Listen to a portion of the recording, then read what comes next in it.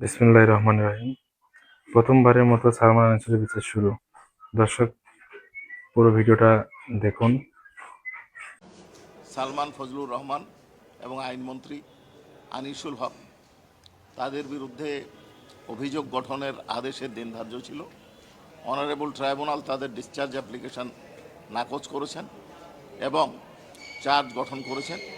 Charge গঠনের তাদের বিরুদ্ধে মূল অভিযোগ যে বর্ণনা যেভাবে আসছে সেটা হচ্ছে যে তারা কারফিউ হত্যা জারির ষড়যন্ত্র করে হত্যাকাণ্ডের নির্দেশ দিয়েছেন, পরিকল্পনা করেছেন এবং উস্কানি দিয়েছেন, যার টেলিফোনিক ফোনালাপ কথোপকথন আমাদের ট্রাইব্যুনালে উপস্থাপিত হয়েছে এবং এক্সপার্ট রিপোর্টও আছে। এছাড়াও 22শে জুলাই, 28শে জুলাই, 4 আগস্ট এবং 5 আগস্ট মোট 30 জনকে হত্যার সাথে তাদের সংশ্লিষ্টতার অভিযোগে চার্জ গঠন করা হয়েছে। তারা নির্দোষ দাবি করে বিচার চেয়েছেন এবং আগামী 10 ফেব্রুয়ারি বিচারের দিন ধার্য হয়েছে। এছাড়াও ফজলে করিম সাহেবের মামলায় প্রসিকিউশনের তদন্ত প্রতিবেদন দাখিলের জন্য দিন ধার্য ছিল। আমরা তদন্ত প্রতিবেদন পেয়েছি। সংখ্যাটা আমরা এই মুহূর্তে আপনাদেরকে বলতে পারছি না। হাসান মাহমুদ, ফজলে করিম এবং আরেক নৌফেল, এই 2-3 জনের নাম আমরা বলতে পারি যে তাদের নাম আছে। বাকিদের বিষয়টা আমরা এখন ডিসক্লোজ করতে চাচ্ছি না। এটা একটা বিষয়। হেফাজতের মামলার তদন্ত শেষ পর্যায়ে আমরা 3 সপ্তাহ সময় নিলাম।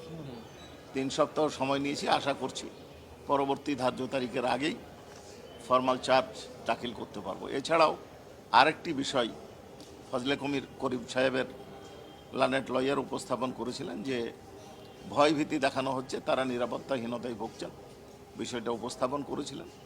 এটা খুব দুঃখজনক যে একটা সামাজিক অনুষ্ঠানে যদি কোনো পক্ষ, উভয় পক্ষ লয়ার আমাদের, আপনারা জানেন আসামি পক্ষের এবং প্রসিকিউশনের পক্ষের লয়ার কোনো সামাজিক অনুষ্ঠানে একত্রিত হয়, সেইটাকে যোগসাজশ বলে প্রচার করা, এটা অত্যন্ত দুঃখজনক।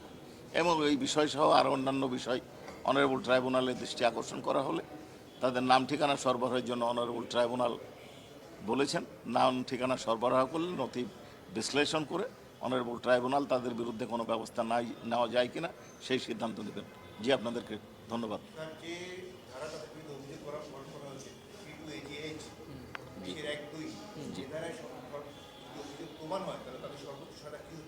আমাদের এই আইনের সর্বোচ্চ সাজা মৃত্যুদণ্ড দিয়েই শুরু হয়েছে। তারপরে গ্র্যাভিটি অফ অফেন্স বিবেচনা করে ট্রাইব্যুনাল কমাতে পারেন, কিন্তু আমাদের মূল সাজা হচ্ছে মৃত্যুদণ্ড।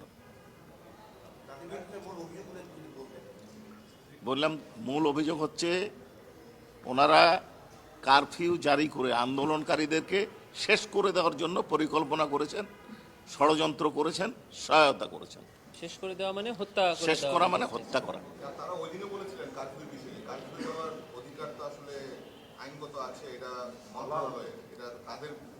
এই ক্ষেত্রে আমরা আপনাদেরকে বারবার বলি, আগেও বলেছি, আইনগতভাবে যদি বিষয়গুলো চলতো, পরিচালিত হতো, তাহলে 1400 লোককে হত্যাকাণ্ডের শিকার হতে হতো না, 25,000-এরও বেশি লোককে আহত, গুরুতর জখমের শিকার হতে হতো না, কারো 2 চক্ষু নষ্ট হতে হতো না। আইনগতভাবে চলেনি, তারা চালাতে দেয়নি, তারা আইনের ব্যত্যয় ঘটিয়ে এ ধরনের অপরাধ এবং অপকর্ম সংগঠন করেছে। তারা নির্দোষ দাবি করেছেন, ন্যায় বিচার দাবি করেছেন। আজকে এই দুটোর বাইরে কোনো কথা বলেননি।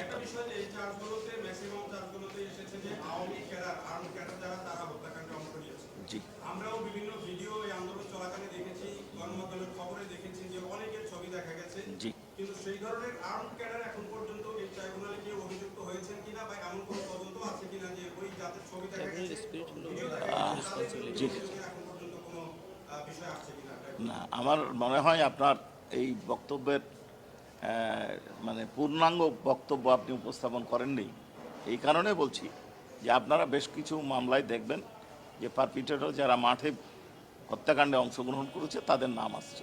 তবে অপরাধ ট্রাইব্যুনাল, আন্তর্জাতিক মানবতা বিরোধী অপরাধের যে ট্রাইব্যুনাল, জেনারেলি কমান্ড রেসপন্সিবিলিটির অভিযোগে যাদের বিরুদ্ধে থাকে তাদের মামলা করে, কিন্তু তার অর্থ এই নয় যে অন্যদের মামলা করা যাবে না। এখানে অনারেবল এই যে আন্তর্জাতিক অপরাধ ট্রাইব্যুনাল 1973-এর যে বিধান, সেই বিধান অনুযায়ী লার্নেড চিফ প্রসিকিউটর গত 18টি, তার ক্ষমতা আছে একটা মামলায় স্প্লিট আপ করে 3 জনকে একটা ঘটনাতে 100টা যদি আসামি হয় 100টা বিচার করতে পারে, আবার 5টা ঘটনাকে এক অর্থে নিয়ে আসা বিচার করতে পারে।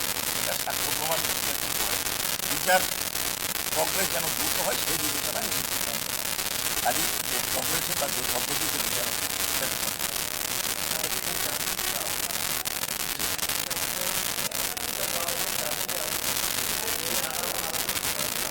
জি দেখেন, কোনো মানুষই সমালোচনার ঊর্ধ্বে নয়, দায়বদ্ধতার ঊর্ধ্বে নয়, কৈফিয়তের ঊর্ধ্বে নয়। কারো কোনো প্রশ্ন থাকতেই পারে, অভিযোগ থাকতেই পারে। কালকে অনারেবল ট্রাইব্যুনাল 2-এ একজন লিভার সিরোসিসে আক্রান্ত, তার রিপোর্ট মেডিকেল থেকে আসছে, মেডিকেলের জন্য কী বলে জেল ডক্টর দিয়েছেন, কাউন্টার সাইন করেছেন একজন সিভিল সার্জন, এবং তা বিবেচনা করে অনারেবল ট্রাইব্যুনাল তার জামিন মঞ্জুর করেছেন। ওই মঞ্জুরের ক্ষেত্রে আরেকটা জিনিস উপস্থাপন করা হয়েছিল, তার আপন ভাই কয়েকদিন আগে একই অসুখে মারা গেছেন। এবং এই ক্ষেত্রে আমি আপনাদের কাছে বলে দিই যে অনারেবল ট্রাইব্যুনাল বেশ কিছু শর্ত দিয়েছেন। শর্ত হচ্ছে যে এনি ম্যানার ইনভেস্টিগেশনকে বাধাগ্রস্ত করা যাবে না, প্রভাবিত করা যাবে না, কোনো আসামির সাথে যোগাযোগ করা যাবে না, পাসপোর্ট জমা দিতে হবে, এবং সার্বক্ষণিক আয়োর নজরদারিতে থাকবেন। যে বাসায় থাকবেন সেই বাসার ঠিকানা ট্রাইব্যুনালে দাখিল করতে হবে, কোন হাসপাতালে চিকিৎসা নেবেন তার ঠিকানা দিতে হবে। এর ব্যত্যয় যদি ঘটে ট্রাইব্যুনালের অর্ডার লাগবে না, আয়ু সাহেব সাথে সাথে তাকে গ্রেপ্তার করে ট্রাইব্যুনালে হাজির করতে পারবে। জি না, কোনোটাই পারবে না। জি, এটাও বলা আছে। জি, সামাজিক যোগাযোগ মাধ্যম এ কথা বলতে পারবেন না, সাংবাদিকদের সাথে কথা বলতে পারবেন না, কোনো কমেন্ট করতে পারবেন না, এই হচ্ছে বিষয়। জি, থ্যাংক ইউ।